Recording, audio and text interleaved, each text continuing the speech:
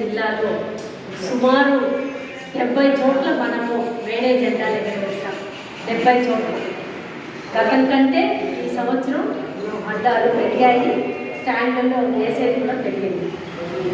ప్రధానంగా ఈసారి మేడే చాలా సంక్లిష్ట పరిస్థితుల్లో ప్రపంచవ్యాప్తంగా ఉంది, దేశంలో కూడా ఉంది.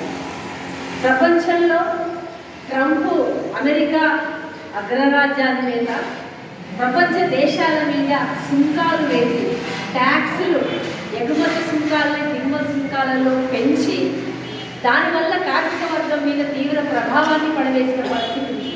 ఏంటది, ఎందుకలా జరుగుతుంది అంటే, మన భారతదేశం నుంచి అమెరికాకి ఎగుమతి చేసే వస్తువుల మీద ఇంతకుముందు 20% సుంకం ఉంటే ఇప్పుడు 120% సుంకం వేస్తున్నారు. అప్పుడు ఏమవుతుంది, 120% సుంకం వేస్తే మనము అక్కడికి ఎగుమతి చేసేటప్పుడు వాడికి మనం కట్టాల్సిన ట్యాక్స్, వాళ్ళకి కట్టాల్సిన ట్యాక్స్, అక్కడి నుంచి మన దగ్గరికి దిగుమతి చేసే వాటిల్లో మనం ట్యాక్స్ పెంచడానికి వీలు లేదు. వాడు ఎంత చెప్తే అంతే ట్యాక్స్ని మనము తీసుకోవాల్సి ఉంటుంది.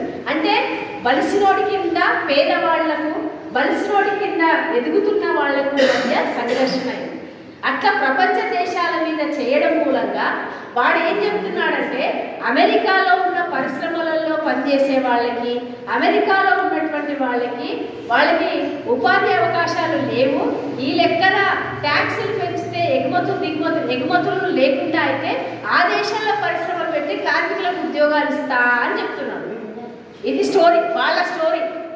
దాని పర్యవసానం ఏమైతుంది, అమెరికా దేశంలో నిజంగా వాడు అట్లా ట్యాక్సులు చేయడం మూలంగా అక్కడ ఫ్యాక్టరీలు ఓపెన్ చేస్తాడా, అక్కడ పరిశ్రమలు నెలకొల్పుతాడా, అక్కడ ఉన్నటువంటి కార్మికులకు ఉద్యోగం ఇస్తాడంటే ఇచ్చే ప్రభుత్వం కాదని.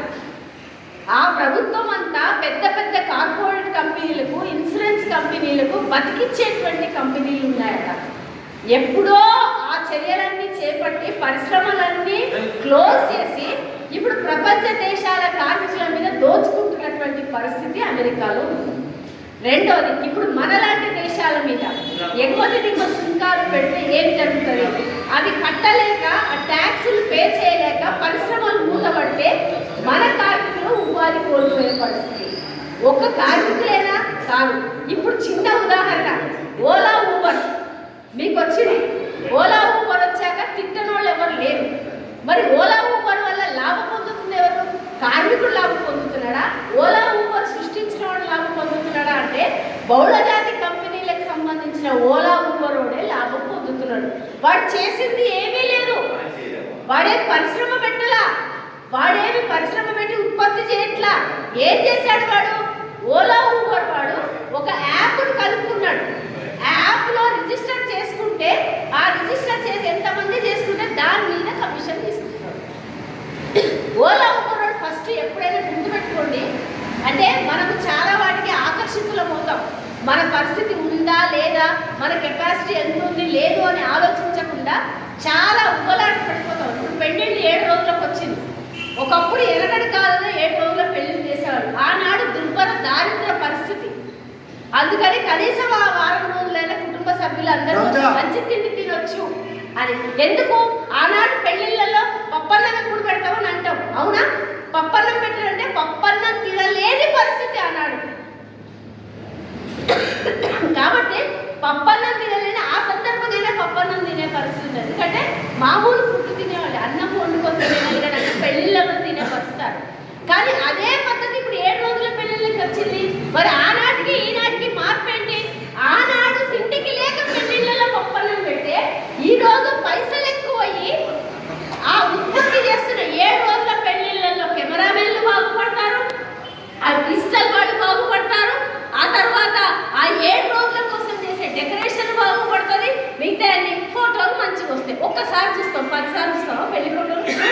కానీ ఇదంతా మనం ఆలోచించట్లేదు. మన పిల్లలు మారం చేస్తున్నారు, మాకు ఇవి కావాలి, అవి పెట్టాలి, ఇవి పెట్టాలి, ఇవి లేకపోతే ఎట్లా, ఇది పెళ్ళేంటి అని లక్షల రూపాయలు కేవలం డెకరేషన్కే పెడుతున్నాం.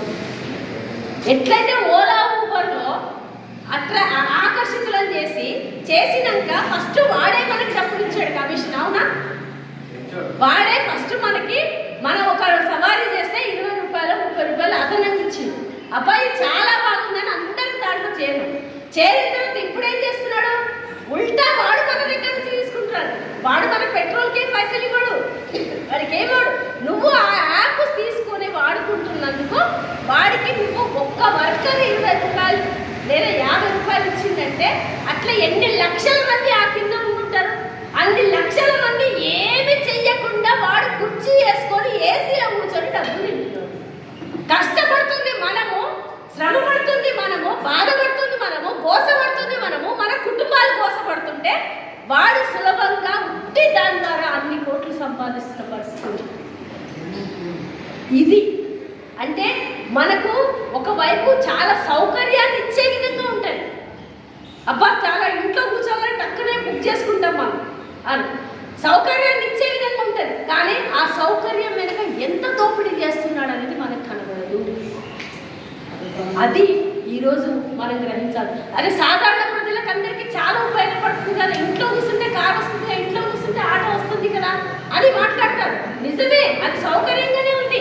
అది ఎన్ని రోజులు ఉంటుంది, రేపు అది ఇంకా పెరిగిపోతూ ఉంటుంది.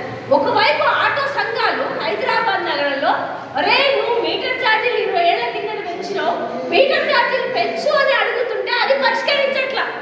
కానీ ఆ డిజిటల్ దాన్ని ఉపయోగించుకునే వాళ్ళకు మాత్రం ఈరోజు చట్టం తీసుకొస్తున్నారు. ఎన్నో రోజుల నుంచి మన ఆటో కార్మికులు ఒకటి అడుగుతున్నారు, సంక్షేమ బోర్డును ఏర్పాటు చేయండి, మాకు రక్షణ ఇవ్వండి, మాకు భద్రతని ఇవ్వండి అని అడుగుతున్నాం.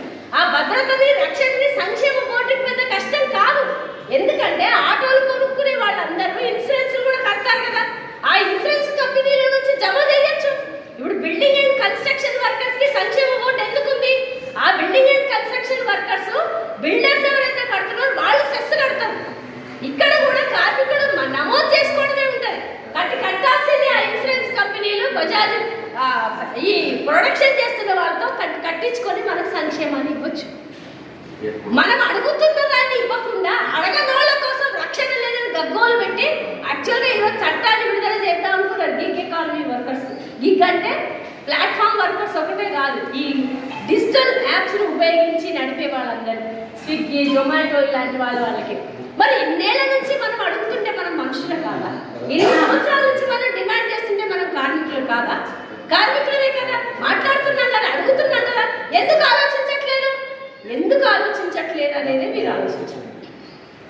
మేడే 139వ మేడేలో కార్మికులు అనేక సార్లు వాళ్ళ పరిశ్రమల్లో పనిచేసే కార్మికులు అడిగింది చాలా మంది, అయ్యా మాకు ఇన్ని గంటలు పనిదినం పెట్టినావు, మాకు కుదరట్లేదు, మా కుటుంబంతో మేము గడపట్లేదు, మాకు నిద్రపోవడానికి సమయం లేదు, మొత్తం నీ దగ్గరే పనిచేస్తున్నాం, 10 గంటలు తగ్గించు అని అడిగారు.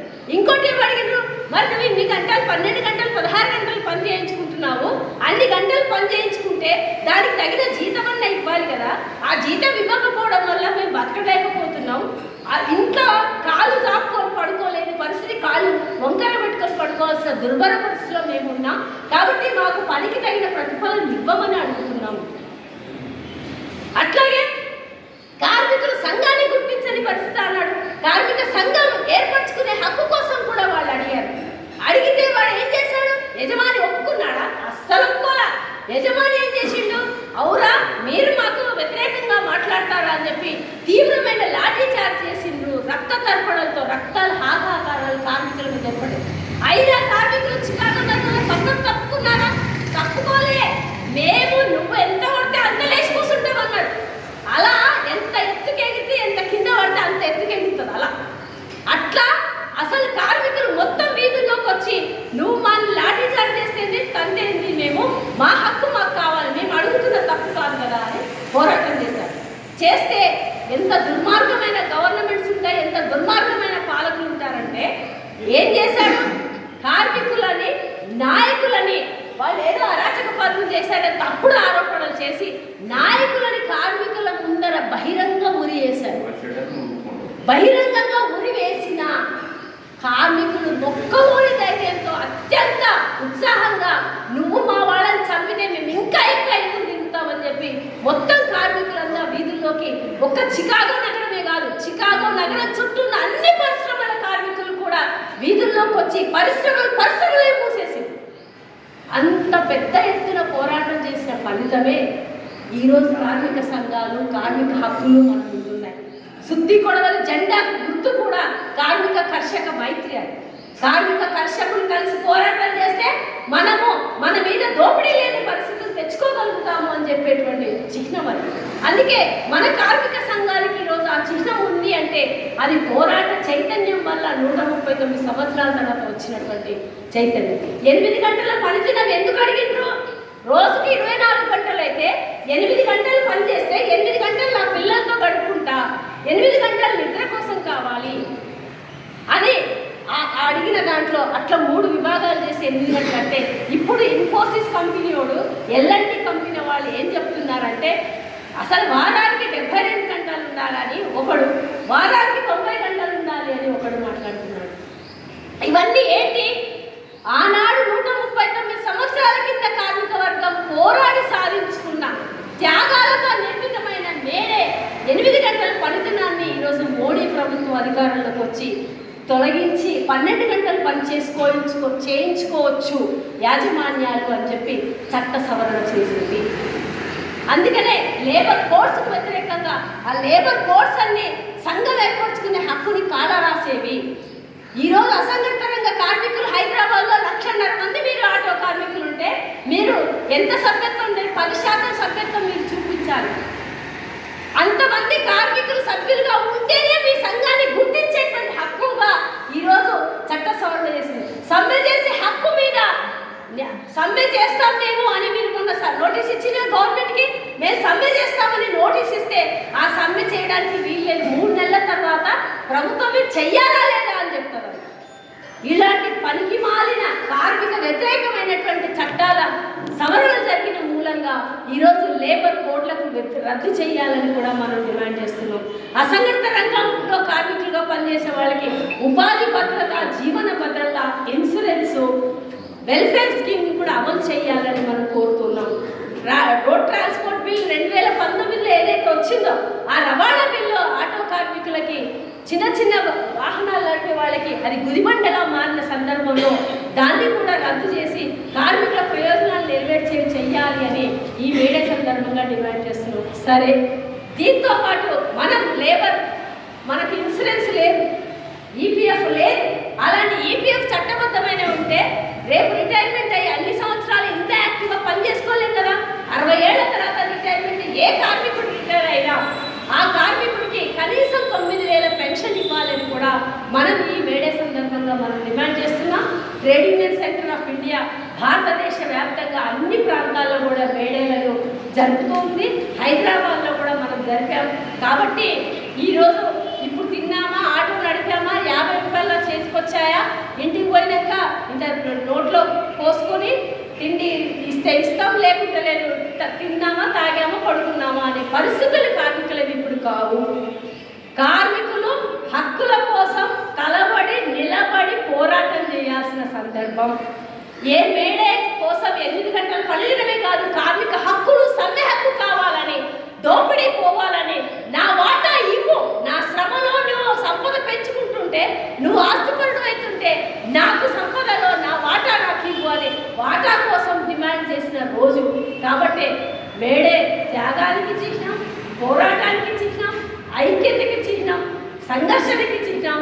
ఈరోజు ఆ చిహ్నంతో కూడుకున్న దాన్ని మీరు జరుపుకున్నందుకు టీయూసీఐ హైదరాబాద్ రంగారెడ్డి జిల్లాల తరఫు నుంచి మీ అందరికీ అభినందనలు తెలుపుతూ, రేపు రాబోయే రోజుల్లో మనం ఇంకా పోరాటం తేజవంతంగా చేయాల్సినటువంటి అవసరం ఉంది, ఉత్తేజంగా చేయాల్సినటువంటి అవసరం ఉందని తెలుపుతూ, రేపు మే 20వ తేదీన దేశవ్యాప్తంగా సార్వత్రిక సమ్మె ఇందిరా పార్క్ దగ్గర మహాధర్నా ఉంది, అన్ని కార్మిక సంఘాల ఆధ్వర్యంలో. ఆ ధర్నాలో మీరందరూ కూడా పాల్గొనాలని కోరుకుంటున్నాం. మన కార్మికుల ఐక్యతని మనం పెద్ద ఎత్తున చూపించాలి. ఈరోజు ఎక్కడెక్కడ ఏ సంఘాలు ప్రోగ్రాం జరుగుతుందని పోలీస్ డిపార్ట్మెంట్ వాళ్ళు అన్ని చోట్ల సర్వే నిర్వహించి ఎంక్వైరీ చేసి ఎంత వ్యతిరేకత కార్మికులకు ఉంది అని అనుకుంటాం. మన కార్మికులుగా మనమేమనుకుంటున్నాం, ఎప్పుడు వచ్చే మేడనే కదా, జరుపుకుంటే అయిపోతుంది కదా అనుకుంటున్నాం. వాళ్ళు మనము పాల్గొనే సంఖ్యని బట్టి, మనం పాల్గొనేటువంటి విషయాలను బట్టి, మనం రోడ్ల మీదకి వచ్చే దాన్ని బట్టి వాళ్ళు అంచనాకు వస్తారు మనలో ఎంత బాధ ఉంది, ఎంత కష్టం ఉంది, ఎంత సమస్య ఉంది, దేని వ్యతిరేకంగా మనం నిలబడాలి అనేటువంటి విషయాలు కూడా దీని ద్వారా గవర్నమెంట్ కూడా రిపోర్ట్ వెళ్తూ ఉంటాయి.